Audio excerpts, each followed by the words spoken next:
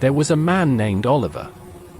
He lived in the quieter part of London, where the city's noise softened into the rhythm of rain and the rustle of leaves. Most mornings, before the rush began, you could find him at the corner near St. Anne's Church, arranging flowers on a wooden table that had seen better days. He wasn't famous. He wasn't rich. But every blossom he touched carried something rare: patience, care, and a quiet kind of hope. While others hurried to trains, Oliver stayed still, wrapping little bundles of roses, daisies, and tulips with a string, humming softly under his breath. People who passed by often noticed his smile. It wasn't loud or perfect, it was real. The sort of smile that said, "I'm okay, even if life isn't easy." Rain or shine, he was there. Selling flowers for enough coins to keep the lights on, enough bread to last the week. He never complained. He never rushed. And yet, sometimes, when the rain fell too hard and customers were few, you could catch a shadow behind that smile, the kind of weariness only kind people carry silently. That was Oliver, a man whose life looked small to the world, but whose heart held entire gardens. Rain in London isn't unusual. But that week, it was endless. It began with soft drizzle, the kind Oliver didn't mind. He'd smile, wipe his cart dry, and keep selling. But soon, the drizzle became a storm. Heavy rain slammed the pavements, winds howled through narrow streets, and people vanished behind closed doors. The church bells echoed through the storm, lonely and far. Each morning, Oliver still came. His coat soaked, his shoes squelching in the puddles. He'd set up his table, arrange his flowers, soggy now, petals torn by rain, and wait. But no one stopped anymore. The commuters who once smiled at him hurried past, faces hidden under umbrellas. Days turned into weeks, and his coins grew fewer, his flowers duller. Sometimes, he'd look at his reflection in a puddle, tired eyes, wet hair, and a forced smile. He wondered quietly, "What am I even doing?" He thought about staying home, resting for a few days. But the thought of not showing up hurt more than the rain. He told himself, maybe someone still needs flowers today. Maybe someone still needs a smile. And so he stayed. By the third week, his back ached, his hands were cold, and his heart felt heavy. He'd sold nothing for 3 days. That night, he went home soaked, sat by his small heater, and looked at the only thing that never left him, a basket of unsold flowers. He whispered softly, "Even the flowers have given up." And for the first time in a long while, Oliver felt like crying. But he didn't. Instead, he closed his eyes and thought of tomorrow. Not because he believed it would be better, but because he couldn't let today be his last try.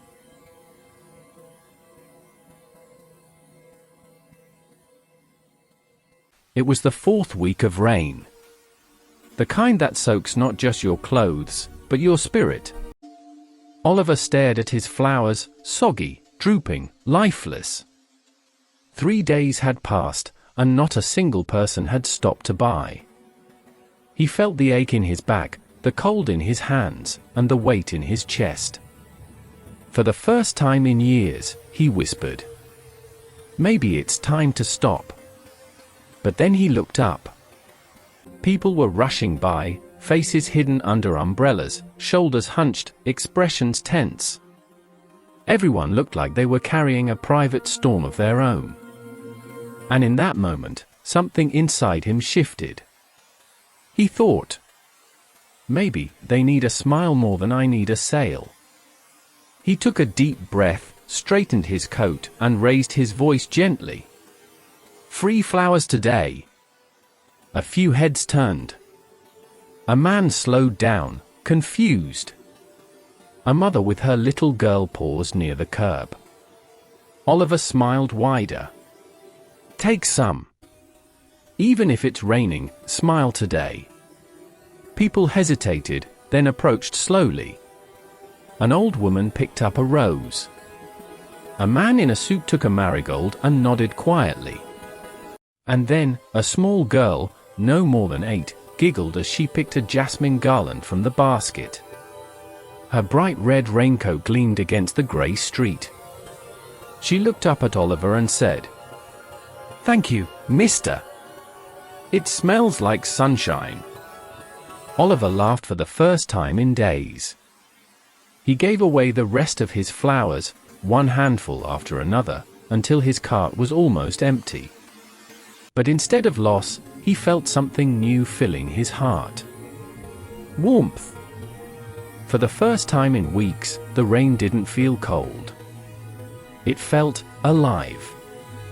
As he packed up, that same little girl waved from across the road, holding the garland close.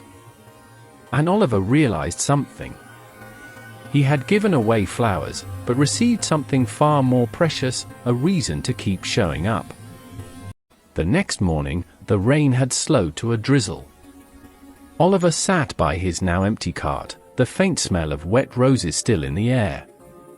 He had given away every flower he had, but for some reason, his heart felt fuller than ever. He looked up at the soft grey sky and smiled. For once, it wasn't about money. It was about feeling useful. As he began packing his things, a man in a crisp white shirt approached, holding an umbrella and a folder. He looked out of place on this old suburban street, clean shoes, polished watch, but kind eyes. "Excuse me," the man said, "are you the one who gave me these?" He held up a small, dried jasmine garland, the kind Oliver had been handing out in the rain. Oliver nodded, unsure. "Yes. I think so. You were passing by 2 days ago." The man smiled. "My name's Victor. That day, I wasn't doing great. My business had failed. My father was in hospital. I had lost almost everything." He paused, glancing at the garland. "But then you said something, you told me the rain might fall, but we can still bloom." Oliver blinked. He didn't even remember saying that, it had just slipped out. Victor continued softly, "That one line changed my perspective. I realized I couldn't stop the rain, but I could change how I faced it." He handed Oliver the folder. "I run a small flower supply business. I just opened a new shop near the station. I want you to have it, for free. Use it to sell your flowers. Stay dry. Keep blooming." Oliver stood silent, raindrops falling on his hair again, but this time, they felt like blessings. He tried to speak, but words failed. Victor smiled gently. "You helped me stand again. Let me help you do the same." As the camera pulled back, the two men stood under one umbrella. A quiet picture of kindness finding its way home. Weeks passed. The clouds cleared, and with them, Oliver's life began to brighten. One morning, he stood in front of a tiny shop near the train station, a wooden board above read "Bloom and Smile." The same name he had once whispered to himself on a rainy day. Inside, sunlight poured through the window, touching the rows of fresh flowers, roses, lilies, daisies, all arranged with care. Oliver ran his fingers across the petals, breathing in their scent.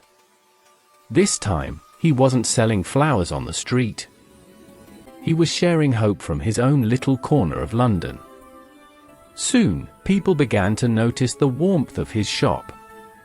Office workers stopped by for a quick bouquet, mothers for garlands, children for a single daisy. But they didn't come only for flowers.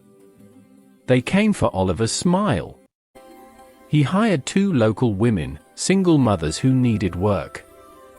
He taught them how to tie garlands, how to greet every customer with kindness, and how to keep smiling even when the day felt heavy. The shop became more than a business, it became a community. And every evening, when Oliver closed the shutters, he'd whisper the same line that once changed everything. The rain may fall, but we can still bloom.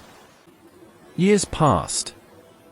London changed, new faces, new shops, new stories. But on one rainy morning, the scene looked familiar again. Outside Oliver's flower shop stood a little girl, no older than 12, holding a basket of wilted flowers. Her clothes were damp, her eyes tired, her lips trembling. Oliver stepped outside with an umbrella. "Hey there," he said softly. "Come in, child. Let's not let the rain win today." The girl looked up shyly. "But my flowers are spoiled, who will buy them?" Oliver smiled, the same way he once did all those years ago. "Then we'll give them away with love," he said. "You never know whose heart they might touch." The girl hesitated, then smiled back.